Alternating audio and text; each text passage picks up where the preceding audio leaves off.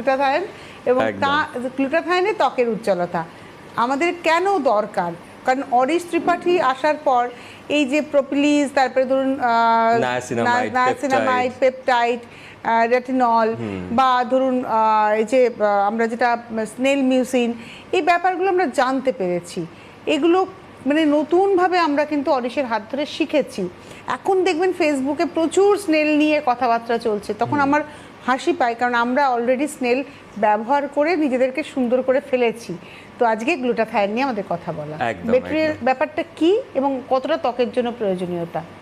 তো গ্লুটাথায়ন আমরা সবাই শুনেছি, সেলিব্রিটিরা সবসময় বলে গ্লুটাথায়ন। তো এই জিনিসটা কি, বস্তুটা উই অল নো দ্যাট এটা ব্রাইটনিংয়ের জন্য খুবই এফেক্টিভ, ঠিক আছে? কিন্তু এটা বেসিক্যালি আমরা যদি বলি একদম গোড়ার থেকে, এটা কিন্তু একটা ভেরি পাওয়ারফুল অ্যান্টিঅক্সিডেন্ট, মানে খুবই পাওয়ারফুল। এবার তুমি জিজ্ঞেস করবে অরিশ, একটা অ্যান্টিঅক্সিডেন্ট হয়ে কিভাবে ব্রাইটনিংয়ে কাজ করছে? তার একটাই উত্তর, মেলানিন।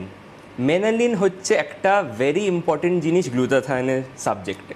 সেটা হচ্ছে কি, আমি বলেছিলাম এর আগে আমাদের স্কিনের একটা ছাতা হয়, অনেকগুলো ছাতা হয়, যেটা আমাদের স্কিনকে পিগমেন্টটা দেয়, কালারটা দেয়, রাইট?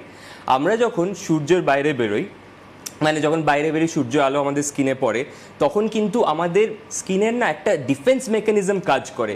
মানে স্কিনটা কি বলে তখন, যে এবার তো স্কিনের একটা মেকানিজম কাজ করবে কিসের জন্য, যাতে ডিএনএটা ড্যামেজ না হয়, সেলুলার ড্যামেজ না হয়, যাতে আমাদের স্কিনটাকে প্রোটেক্ট করতে পারি। অটো একটা মেকানিজম আছে, ঠিক আছে, আমাদের স্কিনে। তো ওই মেকানিজমটা কি করছে, ওইটা অটোমেটিক্যালি পিগমেন্ট মানে মেলানিন জিনিসটাকে আরো করছে, মানে বাড়িয়ে দিচ্ছে প্রোডাকশনটাকে, ঠিক আছে? এবার প্রোডাকশনটা বাড়িয়ে দেওয়াতে কি হচ্ছে, আমাদের স্কিনে আস্তে আস্তে ওই ডার্ক স্পটসগুলো চলে আসছে, স্কিনটা আস্তে আস্তে কালো হয়ে যায়। তো এবারে ইন্টারেস্টিং কি দেখা গেছে, ইউভি রেডিয়েশন, যখন ইউভি রেজ আমাদের মুখে পড়ছে বা স্কিনে পড়ছে, তখন কিন্তু আমাদের বিভৎস পরিমাণে স্ট্রেস হয়, অক্সিডেটিভ স্ট্রেস হচ্ছে। এবারে ওই স্ট্রেসটা, অক্সিডেটিভ স্ট্রেসটাকে আমি যদি রিভার্স করতে চাই, আমার কি লাগবে? অ্যান্টিঅক্সিডেন্ট লাগবে। আচ্ছা, ঠিক আছে, অ্যান্টিঅক্সিডেন্ট লাগবে অক্সিডেটিভ স্ট্রেসটাকে রিডিউস করতে গেলে। তো সেখানেই গ্লুটাথায়নের ফাংশনটা আসছে, ভেরি ইম্পর্টেন্ট। যে মেলানিন যেই সিক্রিশনটা হচ্ছে প্রচুর, ওই প্রোডাকশনটাকে, ওভার প্রোডাকশনটাকে বলছে গ্লুটাথায়ন গিয়ে যে ইট ইজ নাও এনাফ, তুমি এবারে থামো।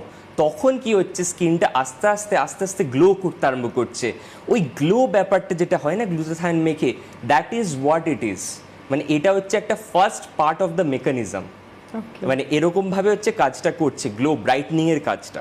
তো আমাদের যে রেঞ্জটা আছে, আমাদের আছে গ্লুটাথায়নের ফেস ওয়াশ, এটা গ্লুটাথায়নের জেল আছে, এটা এখানে আমার হাতে গ্লুটাথায়নের ব্রাইটনিং সেরাম আছে, এটা এখানে, আর গ্লুটাথায়নের ক্রিম আছে, আর এবং আমাদের গ্লুটাথায়নের বডি বাটার আছে। আমি একটা প্রশ্নই তোমাকে করি, তোমরা প্রথম যখন আসলো গ্লুটাথায়ন, প্রথমে কিন্তু আমরা যে সেরামটা পেয়েছিলাম, ফার্স্ট আমরা সেরাম পেয়েছিলাম। হ্যাঁ, আমরা অ্যাকচুয়ালি প্রথমে ফেশিয়াল কিটটা লঞ্চ করেছিলাম, তারপরে মানে অ্যাজ আ প্রপার প্রোডাক্ট আমরা এনেছিলাম সেরামটা। তো ফেস ওয়াশ থেকে আমরা শুরুটা করি। তো গ্লুটাথায়ন, আচ্ছা, আমি আপনাদেরকে জানিয়ে রাখি, যারা অনুষ্ঠান দেখছেন, আপনারা কিন্তু ফোন করুন, যে কোনো প্রান্ত থেকে স্কিনের যে কোনো সমস্যা নিয়ে ফোন করুন।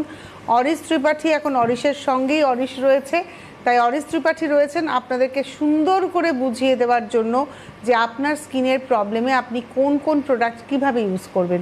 ডেফিনেট করে ফোন করুন, আর যদি কেউ অরিশের ইউজার হয়ে থাকেন, তাহলে একটু তারা জানাবেন যে তারা কোন কোন প্রোডাক্ট ইউজ করছেন, সেটা including face wash to sunscreen, পুরো আমাদের কমপ্লিট রেঞ্জ একদম।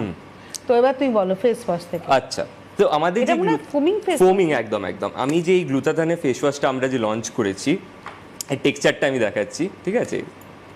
এই দেখুন, পুরো ফোমিং হয়ে গেল এখানে। আচ্ছা, এই ফোমিং ফেস ওয়াশের কাজটা কি? তুমি আরেকটি ফোমিং ফেস ওয়াশও এনেছিলে। একদম, আরেকটাও ছিল, সেটা হচ্ছে উইচ হ্যাজেল আছে, এখনো আছে। তো উইচ হ্যাজেল ফেস ওয়াশ, যেটা আমাদের পোর ক্ল্যারিফাই। আচ্ছা, foaming face wash is very important, why I will tell you. Foaming কি হচ্ছে, এখানে কিন্তু অতটা স্ট্রেস পড়ছে না স্কিনের ওপর, বিকজ এটা ভেরি লাইট ওয়েট। এবারে যাদের অয়েলি অ্যান্ড সেন্সিটিভ স্কিন হয়, তখন কি হচ্ছে, আমরা তখন ফোমিং, মানে বেসিক্যালি এই যে সারফেক্টেন্টটা আছে না, এটা ভেরি, মানে ঘষতে হচ্ছে না ফেনা করার জন্য।